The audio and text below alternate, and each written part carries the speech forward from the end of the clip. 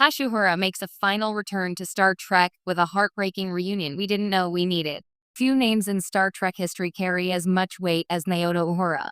From the original 1960s series to Strange New Worlds, her voice, both literal and symbolic, has echoed through the galaxy as the Federation's bridge between cultures, species, and hearts. Now, after decades of evolution and reinterpretation, Uhura's story finds its emotional closure in what's being called her final return to Star Trek. And it's not a flashy cameo or nostalgia stunt. It's a farewell layered with grief, reconciliation, and the kind of quiet power that made Uhura iconic in the first place. The return that feels like coming home. Uhura's reappearance comes at a time when Star Trek has been re-examining its legacy, with shows like Strange New Worlds, Discovery, and the long-awaited Section 31 film revisiting the foundational years of the Federation.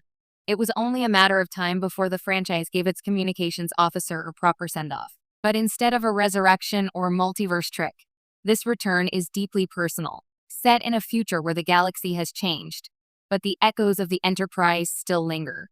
In this storyline, Uhura brought to life once more through a stunning performance blending archival dialogue and new footage returns to a Federation memorial mission orbiting a derelict communications satellite, the last remnant of a network she once helped design. Her task is simple: reactivate the signal so lost colonies can reach Starfleet again. But as she works, Uhura begins to receive ghost transmissions, distorted voices, snippets of laughter, fragments of old Enterprise logs. They're not errors in the system. They're memories. A reunion across time and signal. What follows is one of the most emotional sequences Star Trek has delivered in years.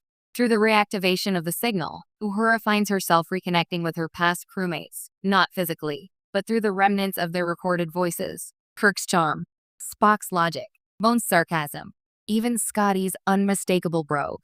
The transmissions aren't just sound. They're fragments of a family long gone, suspended in the static of time.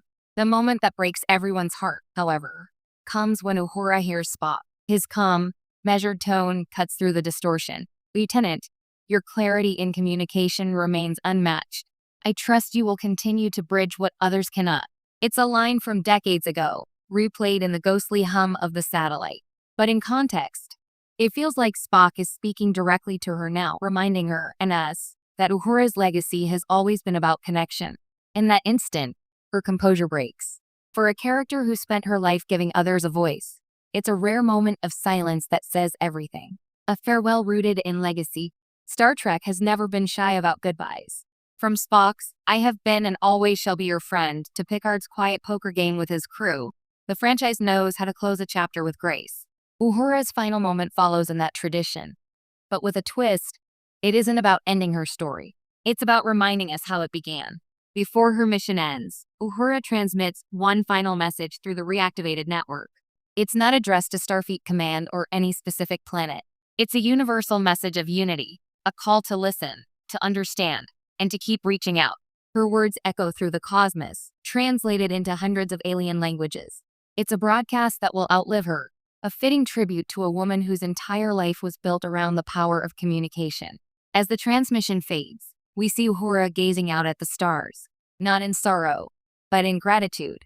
The camera lingers on her reflection, older, wiser, but still radiating the same spark of curiosity that defined her from the beginning.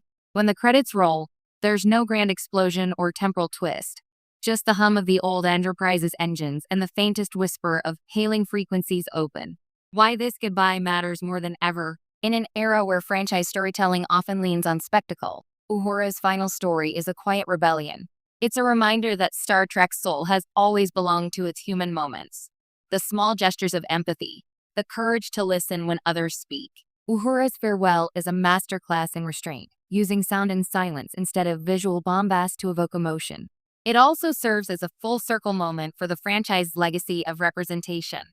When Nichelle Nichols first took the role in 1966, her presence on the bridge was revolutionary, a Black woman in a position of authority, intelligence, and grace at a time when television rarely allowed that. Nichols' portrayal inspired generations of fans and even real-life astronauts like Dr. Mae Jemison. Now, decades later, her final appearance honors that impact by giving Uhura what every great Starfleet officer deserves: agency, dignity, and an ending that feels earned. It's a story not just about memory, but about how voices, especially those that once changed history, never truly fade.